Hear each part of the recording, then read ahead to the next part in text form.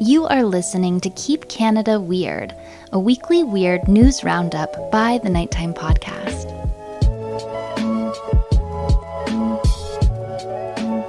Hello, listeners, and welcome back to the weekly Keep Canada Weird discussion series. If you're new here, Keep Canada Weird is the outlet in which my pal, handsome Aaron Airport, and I seek out and explore the more offbeat Canadian news stories from the past week.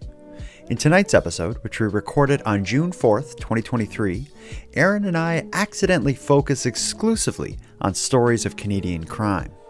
Well, more specifically, dumb Canadian crime. We discuss Vancouver's remorseful cupcake burglar. We talk about the fireworks on the TTC bus. We answer the question, why shouldn't you steal from Connect Equipment in Kitchener? And then we allow the Barrie police to explain why we shouldn't be hugging strangers. So let's get into it. Handsome Aaron Airport, a good evening to you. And a fine evening to you too, sir. Is it fine where you are? It is finer now than it was earlier. Okay. Anything you got to get off your chest? Nothing. I'm not mad at anybody, but I did go without power most of the day today. Damn it! Hey, calm down. I'm okay. Ken Tiggs is okay. We're both okay. All right. It's all right. The power's back on, as you can plainly see and hear that I do have power now. And everything is all right. So, yeah, there was a car accident down the street from me today. And it knocked over a power pole or telephone pole, whatever you want to call it. And I just call it a pole. A pole with like black ropes? Yeah. It's a swinging pole. Yeah. So anyway, so I drove by to check it out because I was checking the Nova Scotia Power outage map online using my precious data to do that. And so I drove down by the scene and the pole was down. They were working on it hard. They kept kind of bumping the restoration time further back throughout the day. So I was concerned I wouldn't be with you tonight. Mm-hmm. But they pulled it off just in time. It's also when I drove by, I said, I got to record a podcast tonight. Can you hurry up? And that's what did it. Then I was arrested. It's also quite nice where I am. It's actually it's an oddly nice day because it's like kind of cool and rainy and overcast, but that's good because Nova Scotia, as you probably have seen in the news, basically half the province seems to have been on fire over the last week. It's been a literal hell here. Many people displaced, many lost their homes, but the rain today and yesterday and a big rain coming tomorrow, they expect that to be enough for this whole situation to get under control and people can focus on rebuilding their homes and their lives. So that's all behind us now, hopefully, but let's get into it tonight because we got a lot to talk about. Do you want to start with the stories we're going to get into? Maybe do you want to check in with some listeners who contributed some opinions and ideas? Where do you want to start with this? Yeah, let's start with the voicemails. I like kicking off with at least one or two voicemails. Okay. I'll warn you, though. They're both about Tim Hortons. Is that cool? Well, I've got some contributions to these topics. So. Okay. Here we go. Rick has something to say about Tim Hortons. Okay. Hey, Jordan, Aaron. It's Rick here from Ottawa. So as I'm walking by a local Tim Hortons right now, I thought I would call in. I'm not sure I ever heard you guys talk about this, and I don't know that this is a phenomenon across Canada, but Tim Hortons here in Ottawa, at least at some stores, sell pizza, flatbread pizza. And I finally tried it for the first time today, and it's not that bad. In fact, I think that'd be a good marketing slogan for them, Tim Hortons flatbread pizza. Not as bad as you would think. Anyway, I thought I would just let you know that that's another offering at this fine establishment. We did get into the Tim's Pizza many moons ago when they first announced it. We even went so far as to offer a listener, like, we will buy you a Tim's Pizza if you just, tell us about it. No one ever took you'll us... buy them a pizza. I'm not buying them a pizza. I offered to buy them a pizza. No one took us up on it. But Rick just did it for free, and like he said, it's not as bad as you'd expect. I've heard that from several online commentators as well, saying, as bad as Tim Hortons is, the pizza's not as bad as you'd expect. which is not a good thing. That your very average pizza is better than the rest of the product Hmm. that you have on your menu. Like Hmm. you're supposed to be ultimately a donut and coffee shop. Hmm. And this pizza that you make, that's mediocre at best, probably just surprisingly not terrible, but not great. This is the best thing you've got Yeah, now. it's not as bad as So their donuts and coffee. yeah, exactly. It's not as bad as the thing they're supposed to be good at. It doesn't make any sense. So again, it's just another. This is shining a spotlight on the quality of what's supposed to be their core product. And yeah, that's the thing. And if they bring the Tim Hortons pizza over to the East Coast, especially in Cape Breton, where we're known for having Ooh, some of the best pizza in the country, there'll be riots. yeah, I don't think it's going to go over very well. No. Well, speaking of what Tim Hortons is good at, what they are good at is making donuts back in the 80s and 90s. That's what they are in 70s even. That's what they are good at or were good at. One of the donuts that were a crowd pleaser was the walnut crunch. But I think about 10 years ago or so, they pulled the walnut crunch off of their menu, the walnut crunch donut, but they've now brought it back for a limited time. I bought it and tried it. I was all right.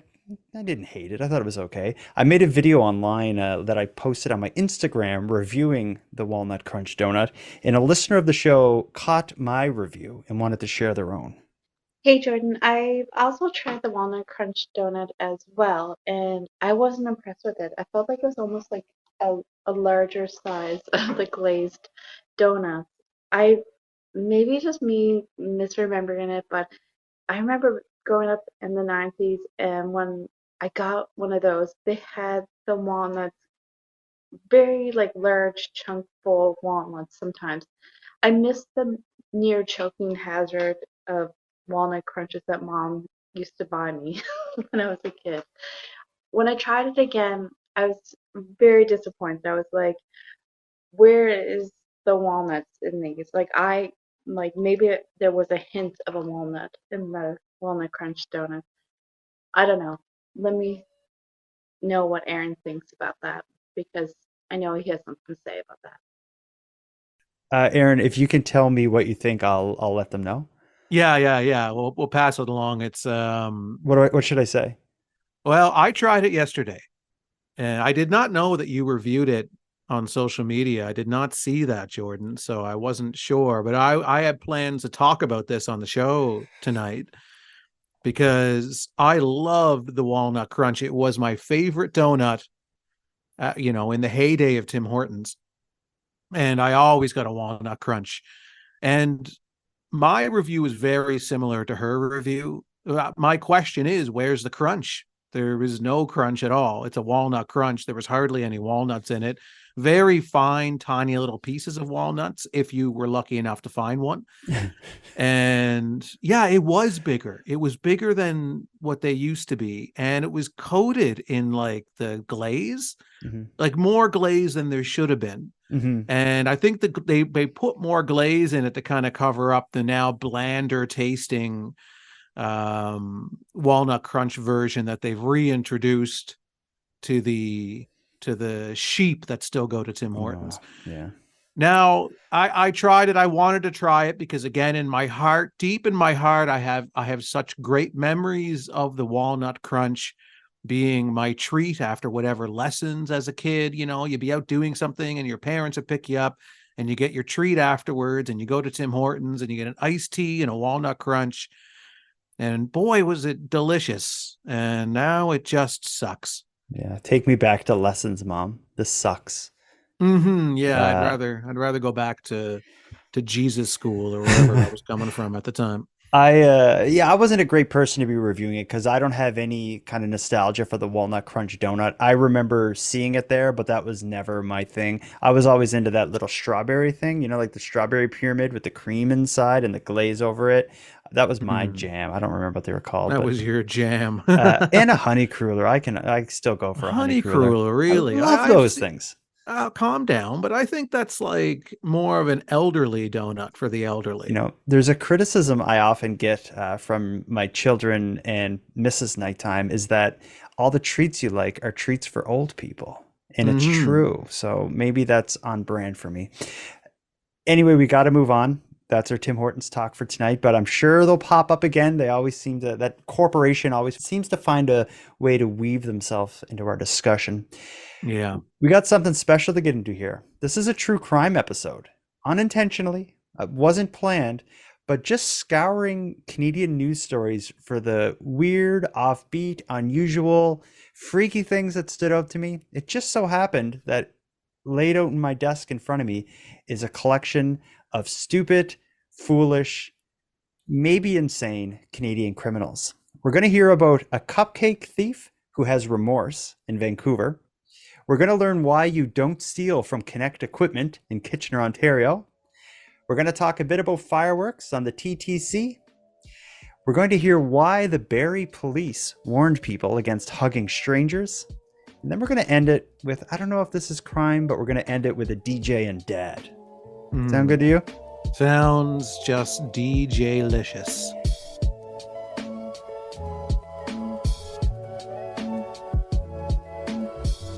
Let's start with why you don't steal from a Connect Equipment in Kitchener, Ontario. How's that sound? Okay. Let's start it off. Maybe just to contextualize this, will you explain to the listeners, to Keep Canada Weird Nation, the difference between like a chain and a family-owned business? What is the difference between those two? Well, a chain has locations all over an area. Like, say if it's nationally or regionally, they have locations. Like McDonald's is a chain. Mm-hmm. It's not a small mom and pop type store. But yeah, a family run business just has the one location, usually maybe 2 or 3 at the most. Mm-hmm. And passed around through the family, and it's very not the kind of business that you want to tangle with. Yeah, because that's kind of, you know what I'm getting at here. When you mess with like a franchise, if you go to like the McDonald's and you cause a scene, the person behind the counter doesn't really care. They're going to do as much as they're obligated to do using under the conditions of their employment. But if you mess with a family business, you can find yourself up to your neck in a bad time. And I think maybe that's why you don't steal from Connect Equipment in Kitchener, Ontario. Right. Listen to this news story. They'll explain why you don't mess with them themselves. A pair of alleged robbers tried to leave Connect Equipment with thousands of dollars in power tools yesterday, but employees quickly jumped into action to stop them. CTV's Stephanie Davis has been following this story for us today and joins us live tonight. Now, Steph, what did staff have to say about yesterday's close call?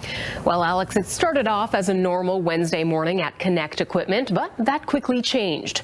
When 2 men tried to take off with thousands of dollars worth of tools, employees didn't think twice about doing whatever they could to stop them. Like a scene from an action movie, staff from Kitchener's Connect Equipment chasing alleged thieves, attempting to get away with stolen tools worth more than $4,000. This isn't happening today. It all started around 11 Wednesday morning when 2 men entered the farm and construction equipment store. They seemed like everybody else. I went over and asked if they needed any help looking for anything. They said no, they were just browsing, and next thing I know, they were running. In hand, a chainsaw and 2 steel quick cuts. I just kind of yelled, hey, hey, hey, like, no, you're not robbing us today. And all the guys knew exactly what I meant by that and came out running after me. It was all hands on deck, staff scrambling out of the store, determined to stop them. It just wasn't going to happen on our watch. Outside, the men run to their stolen getaway car where 3 others were waiting. Staff swarm the vehicle. Robinson nearly hit. Honestly, nothing really was going through my head. It was just, stop this. They take off, but don't get far. They lost control and hit this skid steer sitting over here. And that's when they all fled, jumped out of the car and fled, and we tried to grab them the best we could. Staff able to catch the driver. I told my staff afterwards, if I get in a fight somewhere, I want them beside me. The 4 other men running in all directions. Waterloo Regional Police officers and dogs called to find them. 2 nearby schools were briefly placed in hold and secure during the search, but eventually police say all involved were caught. We'll put them on the floor then. As a local family-owned and operated business, Connect's owner says he's thankful this time things played out in his favor. We have been robbed here so many times, and it's a little bit of satisfaction to actually catch somebody doing it. So it was a little bit of a joy, I guess. The 5 suspects range in ages from 22 to 32. Police say they're being held in custody for a bail hearing. Now, this afternoon, police confirmed more details about the men who were arrested in connection with the robbery. 2 of them had outstanding warrants from other police services for multiple offenses, including fraud and property crimes. Police also seized suspected heroin and crystal meth. For people who only hear the audio and don't see the video, when these thieves run out of the store, Connect Equipment, carrying what looked like kind of like chainsaw type equipment, the one employee, the one who's in that, who's interviewed in that clip saying like, not today, she literally like runs in front of their car as they're trying to drive away, and they're pushing her. Like she's lucky she didn't get run down by these people with a car full of heroin, crystal meth, and stolen chainsaw type things. Yeah, like that's the part that really surprised me. Like, it's one thing to chase them to the car, but then to jump in front of the car. And you're dealing with meth heads here, so it's kind of like they're unpredictable. Maybe they will run you over when they're meth filled adrenaline is pumping in through their veins. Like, seriously. That's a real risk that she was taking. She put her life on the line, but because they thought twice about running her down, they kind of turned to the right, which led them to drive into the front of like a tractor that was just parked in front of this business, probably like a tractor they sell or something. And their car kind of got stuck, like hung up on the big bucket on the front of the tractor. And the thieves then jump out to make their escape on foot, which also didn't go well, because you hear in that news clip that the women who jumped in front of the car, as well as a couple other employees who work for this business selling chainsaw type thing, managed to hold down the driver until the police arrived. And I looked at this place on a map, and it's kind of in a not rural, but not remote, but a kind of rural area. So I'm thinking these thieves without their cars are in the middle of nowhere trying to hide out, and the police just kind of go around and scoop them all up and got them all. Yeah. That's a good ending.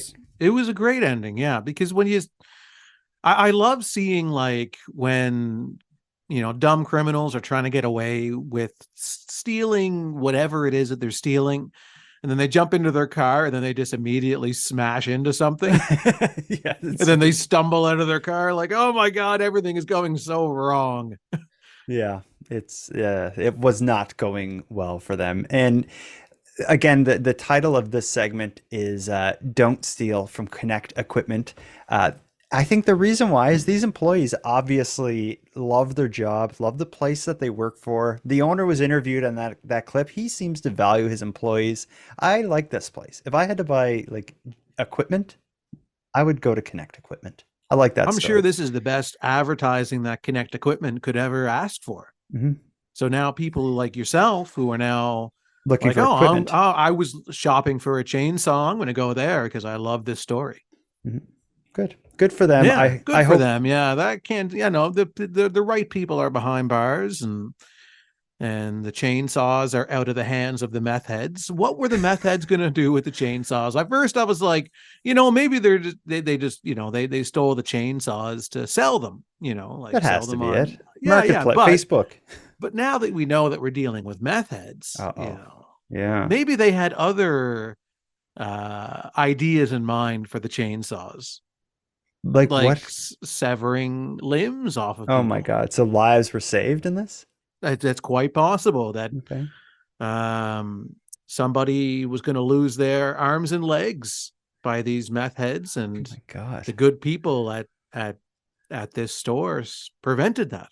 Oh my gosh. Yeah. Well, maybe they did. I like the owner. He said, he's like, if I was ever going to get in a fight, I want my employees to be there with me. Yeah. He's a cool guy. Yeah. And I He, liked his suspenders. yeah. For the He, people who are listening and not watching, he had a really rocking pair of yeah. suspenders He on. was basically like Kenny Rogers' brother or something, is what he looked like. He was a great guy. See, if he wasn't wearing his suspenders, then while he was chasing them, his pants might have fallen down, and this would have been a whole other weird story to talk about. Let's move on to the next one. I think my son may want to sit in on this. My son, like me, is a sucker for any story that involves a break-in at a cupcake store or a bakery. And oddly enough, this isn't the first time, even in the last few months, that we covered a break-in at a bakery or a baked goods store. Do you recall our priors? Yes, I do. There was the very early morning / late night tart robbery. Is that the one you're thinking of? There is. And then there was also the vehicle that drove headfirst into a bakery. And then the woman got out of the vehicle and went into the next door neighbor, the business next door to get her hair done, I think it was. Yeah, she went into the salon next door. We now have what they're calling the Cupcake Bandit of Vancouver. I've added the word remorseful to it, and you'll see why as the story gets going. But ultimately, the owner of a cake shop in Vancouver's Dunbar neighborhood braced for the worst when she found the store's front door had been kicked in Friday morning. But what she found captured by an in-store security camera was a break-in beyond her wildest imagination. Listen to this. Now to a bizarre break-in at a Vancouver bakery. A man can be seen breaking into Sweet Something Bakery on Dunbar at around 3 a.m. on Friday by smashing the front door. Instead of fleeing, he apparently hung out there for at least a half hour and eventually decided to clean up his own mess. Security video shows him grabbing a mop and sweeping up that broken glass. Store staff say he then snapped a few selfies in orange glasses on the store phone, but before heading out, he snagged himself 6 cupcakes. I think he really wanted some of these cupcakes. I think our cupcakes are that good that he thought, you know, that's exactly what I need right now. And who doesn't need a cupcake once in a while? It's like a crime of passion for cupcakes. Right here. Irvine says she's not mad and that it has brought her a lot of laughs. She said the bakery is planning to sell some cupcakes to help pay for the damage. Police say no arrests have been made and the break-in is under investigation. My first thought is that owner really took being broken into and stolen from well. Yeah, no, she was just very pleasant about the entire incident. I don't know if my son has ever seen like a crime in action before. You just saw a man kick down the front door of a business and take cupcakes. How do you react to that, bud? 3 a.m. want cupcakes, break into a cupcake place. No, I think you as a 10-year-old, this is probably the stuff you expect to be going on late at night, like midnight. When you think of midnight and the evils of society, you're picturing people like kicking down doors and taking cupcakes, chugging grape soda like madmen. But I find like her reaction to this break-in, like she was very pleasant about it and very understanding of the thief's intentions. But I guess my gripe with her is that she assumes that her cupcakes are so delicious that this guy just had to break in to eat them, right? But if you're intoxicated at 3 a.m, everything tastes amazing. And it's not really specifically that, oh, these are the best cupcakes in the world, I need to have them, I have to break into this place in order to get them. It's that he's drunk and he's going to break into really the most available place that he could break into that has food.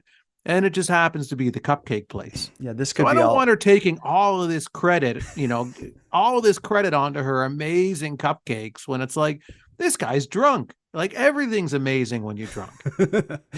Yeah, this all could have been avoided with like a late night pizza shop. Is that what you're suggesting?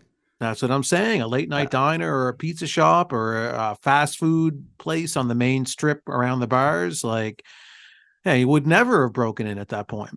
Now, the news clip we just saw was a very short version that tells the story of him breaking in. It mentioned some of the bizarre stuff that was seen on the in-store security camera, like him putting on like a weird pair of glasses that were on the counter and taking selfies with a phone that was in the store. I think was the manager's like office phone sort of thing. He also cleaned up the mess. Like when he kicked the door down, he got at first a mop and mopped up the glass. When that didn't work, he used a broom and swept up the glass before grabbing the cupcakes and leaving. So it's, it's a really weird thing to see on the camera. So maybe that kind of lightened her mood about it. But of course, it's breaking into a business. The police were taking it serious and were investigating. However, only I think the next day, maybe 2 days later, they found the guy, and he offered an apology that the owner seems to have accepted. Here's the update of this story. And this is why I call him the remorseful cupcake burglar. Canadians are known worldwide for sometimes being too nice. Well, this next story won't do anything to change that stereotype. Over the weekend, we reported on a man breaking into a Vancouver cake shop, only to stick around, clean up the mess, and then leave with 6 cupcakes. Now the man is trying to make amends. CTV's Kevin Chirac has more on the interesting antics of the bakery burglar. Are you going to press charges against the guy? We've asked the police not to. The story went viral, and a few days later, he reached out. He profusely apologized. He was really, really nice, has offered to pay for the door, offered to pay for the cupcakes. But motive for the bakery bandit remains a mystery. I didn't really ask. It's at the end of the day, what does it matter whether he was, who cares? It's definitely bizarre. It almost makes you chuckle a bit. Vancouver police say they're still looking into it, but the sweet-toothed suspect's remorseful actions could go a long way. Definitely, it's very noble of him to show remorse, to offer to pay. If this was a big misunderstanding or an accident, that's great that he's taking full responsibility. It's not the first time an unexpected guest had an after-hours craving. A few years back, someone broke in, stealing a camera and Rice Krispie squares. Though he didn't clean up, offer to pay, or say sorry. As for this case, police remain puzzled and curious about those cupcakes. They must be very good. I haven't had one, but they must be really good. Meanwhile, Emma Irvin invited the man back to her shop for some more treats with a catch.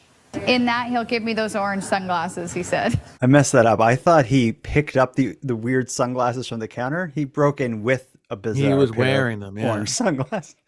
Yeah. So but before we get into what this guy was up to, what do you think of this update? Are you surprised to see how like nonchalant she is about burglary of her business?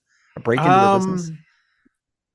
Here's again, I've got a lot of issues with this woman. I have way more issues with her than I do with the actual person who broke into the business. So here's my problem with her is that first she was bragging about how amazing her cupcakes are, right? In the first breaking of the story. So then now she's not only is she continuing to brag about her cupcakes, but also she's setting a precedent that you can break into somewhere. And then as long as you apologize at the end, you're okay. Right. So now you're going to see other intoxicated individuals strolling down the street late at night being like, oh man, I'm starving. Nothing's open. I'm going to break in to this place right here, steal a loaf of bread, and then I'll just call them and apologize in a couple of days and everything will be fine. And I won't get charged.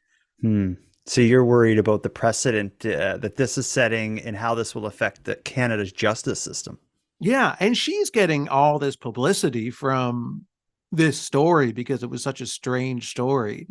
So she's like, yeah, I'm not going to press charges. Like everyone's going to want to come and buy these cupcakes from me now, even more so because so many more people are going to be familiar with my bakery than ever before. Yeah, and she even has the cop in on it. The cop says like, they must be great cupcakes. They must be great. Yeah. Oh, they're so great. Oh, yeah.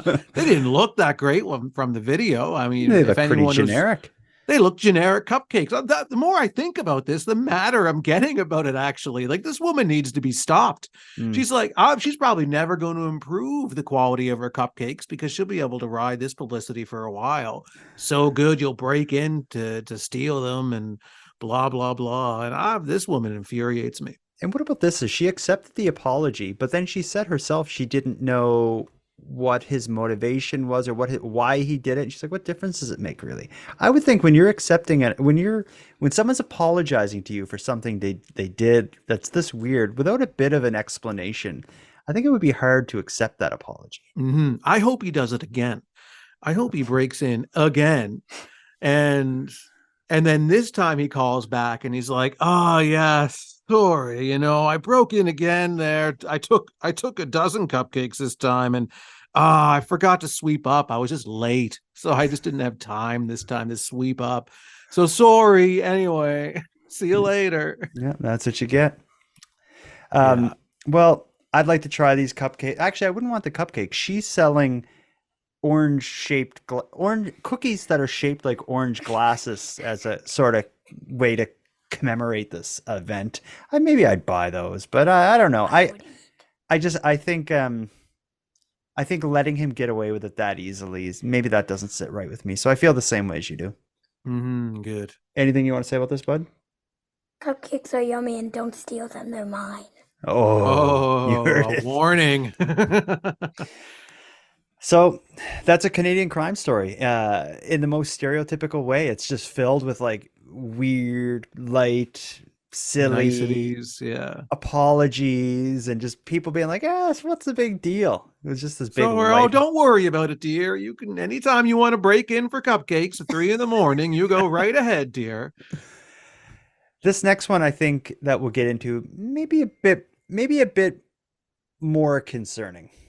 This involves crime on the TTC, which is the Toronto Transit Commission, which operates all of Toronto's subways, buses, and streetcars. And it also involves a crime committed by teenagers. And you recall our discussion last week. We both expressed our fear for teenagers, specifically groups of teenagers, and what they are capable of. So although this is a weird story, it sends shivers down my spine. Listen to the story of the TTC fireworks. In the Tuesday afternoon rush hour, a young person is seen smiling, shooting fireworks on a crowded Toronto transit bus in motion. Other riders are heard screaming as the bus fills with smoke. It's reckless, it's irresponsible, and it's illegal. And it's why we take these things so seriously. It's a brazen stunt on a transit network that's seen a rash of violence this year, and the commission now reporting more than half a dozen similar fireworks incidents since just last week. It was disturbing because TTC should be a safe place to travel. It's no good. Sometimes I'm scared to take the TTC. Now that I've seen and I'm now going to the bus, it's really scary. The website 6Buzz says it was sent this video and paid someone to buy the clip. The same site shared another video last year showing a similar incident that sparked panic. If you're doing this in order to get notoriety online, then I'm concerned that what it would take the next time to get even more notoriety and how you're going to affect other people. In the latest incident, this common brand of fireworks appears to have been used, advertised as shooting to a height of 25 meters. All those people were in a very bad scenario on that bus. At this special effects business, they stress safety first when selling fireworks because they say the blast can cause serious harm. They could risk other dismemberment and other severe injuries due to the size and the volume of the effect that was produced. Police were given transit bus security video for their investigation, not to mention this clip, apparently posted as a stunt. Now it's key evidence. Thomas Dagg, CBC News, Toronto. So you probably saw some of those videos going around. Before I saw the news clip, I saw the actual video being shared of, I think it probably stemmed from TikTok, of like young kids setting off fireworks in crowded buses in broad daylight in Toronto. I think that's pretty scary. You know, the bang and the spark and the smoke and all the crap you'd be breathing in. I don't like this at all. No, I hate this. And the more attention, I mean, I guess we're just as guilty as everybody else. They're on the giving biggest, this even more attention. They're getting the biggest stage in Canada. Yeah, so the more attention these stories get, then the more encouraged copycats are to do it. Mhm. And then it becomes this thing where you can, because this is the issue, well, one of the many issues with social media now, especially sites like TikTok, where everybody just wants to repeat everything and add to it a little bit. So I'm going to repeat that popular video and I'm going to put my own twist on it. So these types of crimes are the same thing. People see it kind of gaining speed on or gaining momentum on TikTok, and then they repeat it, and then they probably up the ante a little bit, make it even more dangerous, shoot off even more fireworks, try to outdo each other. Like, so now it just snowballs and someone's going to get seriously hurt or killed.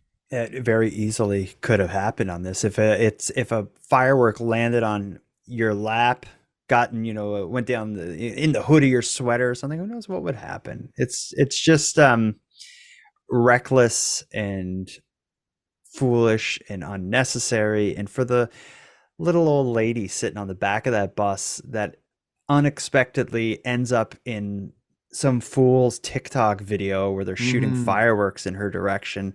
Yeah, I'm not cool with that, but we have a bit of an update. A 16-year-old boy has been charged with 3 counts of mischief, 2 counts of assault with a weapon, and 2 counts of possessing a weapon for committing an offense in relation to these firework on the TTC incidents. And it wasn't just the one time. Like, that news story seemed to focus on one specific incident. It seemed like it was 3 or 4 incidents over a short period of time where they were probably either like the same group of people maybe trying to, get a good video or make a couple videos. Some of the parts of the story we didn't talk about is it seems like the news had to buy the video, or some site had to buy the video from the people who made it. So did they make it and then sell it to some crazy site? Like, the internet's such a dark place. It's the worst. What are we even doing on it?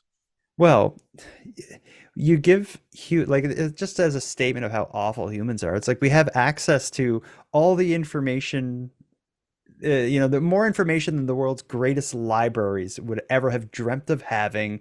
With all the music and movies, we can talk to people all around the world about whatever it is you want to talk to them about.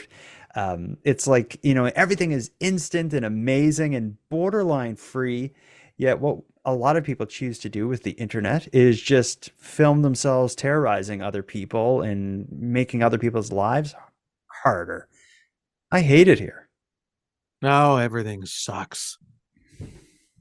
Yeah, that's my everything. Everything does. It's like, I just think of the person who's leaving work, just had the worst day at work. Their boss yelled at them. Nothing they did was right. Customers screaming at them. All of the numerous terrible things that can happen at your job during the day happen. And you just want this day to be over. I just want this day to be over. Finally, it is. You get on the bus to go home, and then some idiot shoots off fireworks on the bus and singes your hair. And you're just like, I give up. I've got nothing left to give this world.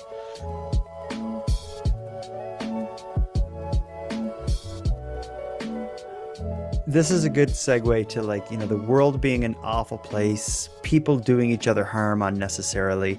The world is so bad that police in Barrie, Ontario had to issue a public warning, or had to issue a warning to the public against hugging strangers. Does that sound nuts? Can you believe that we can't even hug strangers anymore?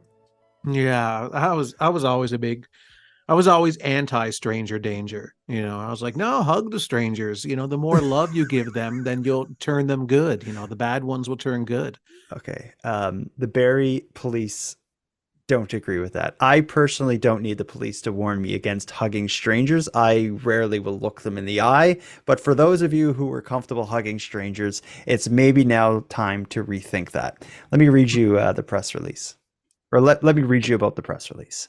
On Wednesday, May 31st, on Wednesday, the Barrie Police Service was made aware of a bizarre theft that had taken place in northwest Barrie shortly after 2:30 p.m. Upon arrival at the victim's home, responding officers were advised that an elderly female was approached while outside on her property by an unknown female who was seeking directions to a big box-type drugstore. So let's just say Shoppers Drug Mart. After providing directions, the victim reports the female gave her a gold-colored ring as a token of appreciation for the directions that were provided. The female then asked the victim for a hug, and when the victim complied, the female quickly removed a gold necklace from around her neck and replaced it with one that was a fake. This type of theft, known as a distraction theft, has been common in jurisdictions south of Barrie. In this case, the victim was relieved of a gold chain that had both monetary and sentimental value. The female suspect is described as Middle Eastern, 40s, heavy build, dark medium-length hair, wearing a beige and white shirt. She was accompanied by a male who is also of a Middle Eastern background, in his 40s, thin, dark hair, and with a full beard and mustache. From seized video surveillance, the male driver is known to have never exited what has been described as a black mid-sized sport utility vehicle. The Barrie Police Service is warning the public of this incident so that no one else becomes a victim, and that seniors in particular are aware of this scheme and the components that go into it. Police are reminding the public that a stranger is a stranger. No matter how old you are, and if a stranger offers you a hug, simply turn down the request and walk away. So we've covered distraction theft in the past on this show. So this comes as no surprise to me. No. This is it's just too bad we live again, we've been harping on the world tonight a lot, but we're down on stuff, right? You and I. Yeah, this is kind of, these stories are really hitting us in the wrong way, I think, but yeah, like hugs are so nice, everyone loves a hug. Like, why can't anything be sacred anymore? Like, I mean, hugs were always dangerous when I think about it. Like, for decades, they've been warning us, no, don't hug strangers, don't touch them, don't talk to them. Don't get in their vehicle, in their van. Don't get in their vehicle, in their van, don't take candy from them. Yeah, and then we just had a pandemic where we were supposed to stay 6 feet away from each other. The pandemic is kind of turning endemic now, and people are getting they're letting their guard down. And they're ready to hug. I haven't been able to even see my family over the past 3 years, and now things are getting better, and maybe I can hug someone. And then someone offers me a hug and they steal my necklace. Yeah, well, I'm going to take the Barrie Police Service's advice on this. Do not ask me for a hug unless I know you and we have a long connection and background. But I personally, I do enjoy a hug, but it's not so much the act of the hug. It's more embracing someone I love. So I feel that a hug from a stranger wouldn't give me what a hug from my child or close friend would. Like, for example, this weekend, our good friend Randy Stonewall was in Halifax with me, and as we were leaving, he gave me a really big hug. And he does like the bear hug where he wants to show me how strong he is, so he squeezes. He did that. He likes to assert his dominance over you. Yeah, and it just felt so nice to be embraced by him. But it wasn't so much the hug; it was the camaraderie that we shared while hugging. Was coming from, yeah. All right, well, they'll just have to ban hugs. That's what it's coming to. Yeah, that's the answer to everything now. So we've gotten dark through this episode. We've covered a lot of Canadian crime. We've heard of victims. We heard of revenge. We heard of police getting involved in these things. The next story, I guess, maybe could be a sort of like a pick-me-up emotionally, but I don't know. Maybe this could also be a crime because there's certainly some cringy elements to this, but I don't believe our criminal code in Canada can address exactly what this guy's up to. A Guelph man is gaining online popularity for scratching and sampling during his walks around the city. The DJ and dad does it all through his controller and speaker, which he has connected to a stroller. So check out the DJ dad. Tell me if you're hip to this. Riffing. Are you ready? And rewinding. All right, we're in the city of Guelph right now. His way around the Royal City. Hey, what's up, Internet? I'm DJ Marty McFly. He's the man behind the music, and he's found a new way to DJ. I wanted to combine a couple of things that I love, playing music, walking, and hanging out with my son. Marty has been DJing for decades, and he wanted a way to share that passion with his newborn son and fans during the pandemic. A lot of the nightclubs were obviously shut down along with other things. So this really gave me an opportunity to find a different way to play music for people. So he took his speaker, controller, and son's stroller. And when you put the two together, we call it the Constroller. Hitting up different parts of the city while streaming his stroller sessions. I've developed an online audience, and people are watching online and wondering, where am I going to go next? Online, the beats are at full blast. Outside, a much lower volume, especially when his son tags along. He is my world right now. It's all I really want to do is take care of him and be a dad. These days, his son is in daycare, but even solo, the stroller sessions are still a go. We're off the grid, we're having fun, we're in the middle of nowhere, mosquitoes are dancing, and hopefully the people I meet are dancing too. Hey guys, how are you? With his beats now beyond the walls of the bars. Oh, you wanna go, it's a good life. Next time you hear some music getting closer, woo! Listen up, because it may be Marty. Spencer Turcotte, CTV News, Guelph. So let me ask you, this is a episode where we're covering dumb Canadian criminals. Is this story of the DJ dad, Marty McFly, is this kind of like a way to hit reset emotionally at the end of this, or at the end of this episode, or is this a crime? What do you make of this guy? To me, it's a crime. Okay, I feel the same way, but let me hear your side of it. Okay, I love finding hiking trails and walking trails, and one of my favorite things to do in my free time is go for walks. And I like to do it. Yeah, I like to do it on walking trails, surrounded by peaceful, pristine, perfect nature. Mm-hmm. And this guy, if I saw this guy coming, he would completely ruin my walk. With a stroller, without his kid. In this news clip, the kid's not even in the stroller. He just has a stroller to hold up his controller turntable thing. Because he's found an audience online. Like, you can do anything and you'll find an audience online of people who are like, this guy's an idiot, I'm going to watch him be an idiot. It just encourages them. Likes and shares and whatever else. It just encourages people like this. They make them feel like they're doing something when they're not doing anything. They're just annoying people. Like, I'm not even near the guy and I'm annoyed by him. Just hearing the sound of him go on like, oh, I'm DJ Dad, DJ Marty McFly, and everyone wants to listen to my terrible music. Like, nobody wants to go to a walking trail where it's supposed to be peaceful and listening to house DJ music. Like, you need to be segregated into a rave where you can take all your ecstasy and you can rub up against each other and you can listen to it there. Like, it's fine. Wow. To each his own, but do not bring it to the walking trails where any music you listen to is on earbuds or that's the only way to do it. This guy is awful. Okay. I feel I have a lot of the same feelings as you, but maybe not as extreme. I didn't like the way he was engaging the people walking past as if he wanted them to like dance to his thing. I don't know. I think there's some kind of similarities between this and the fireworks on the TTC story. It's like the internet, anyone can find an audience for whatever it is you're doing. This guy maybe that audience that he found is encouraging something that should stay online from your bedroom, not a public park.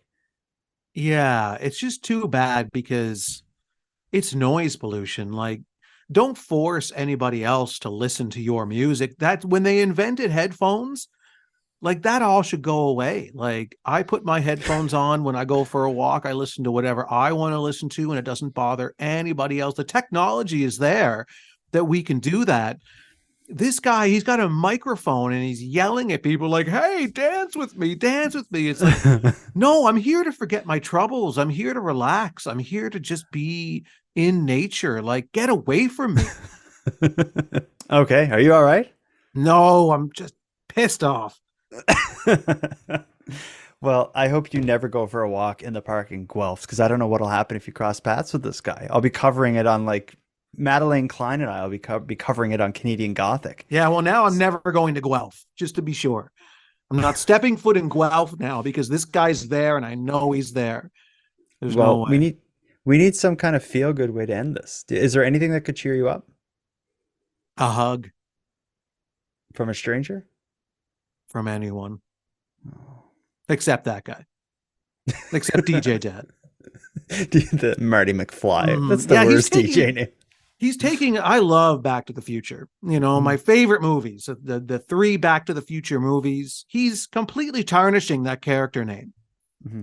God. So he's going to get a cease and desist, I think. I think so. Well, Aaron, I can tell you're upset. We got to stop this. You're turning red in the face. I can almost see like your eyes are like bloodshot. You are upset. We got to put a bow on this. Let's put a bow on it. I'm calming down. It's coming down. The blood pressure's coming down. I'm good. I'll be okay. My power was out all day. I just give me a break. Yeah. Jeez, this guy, DJ Dad, DJ Idiot. Do we want to announce anything about some upcoming content that we're going to be adding to the Keep Canada Weird feed and the Nighttime Podcast Premium feed before we wrap this up? Do you want to say anything about what we're working on? Well, we're going to be working on some extra content for the Keep Canada Weird specific feed that we have. So Keep Canada Weird can be heard on its own podcast feed now, wherever you get your podcasts.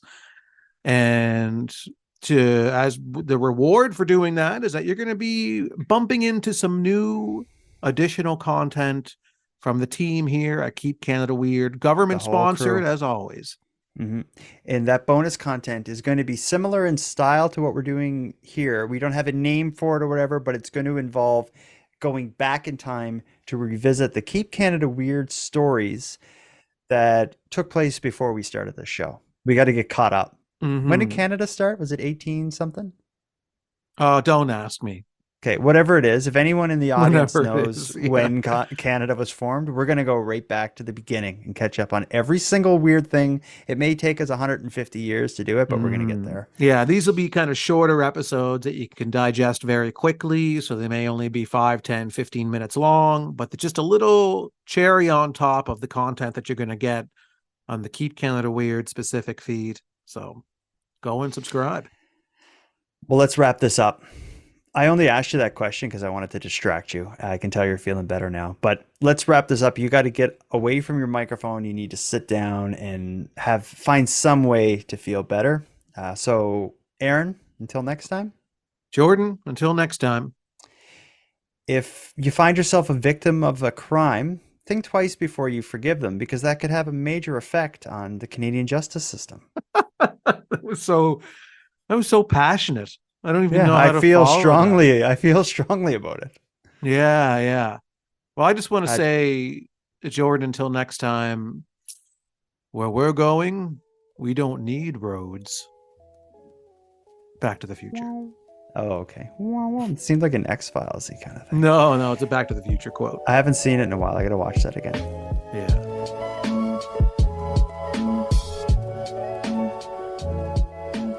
I want to thank you for helping Aaron and I fulfill our mission to keep Canada weird, but let us also call out to you for even greater support. If something weird happens in your neck of the woods, make sure you let us know.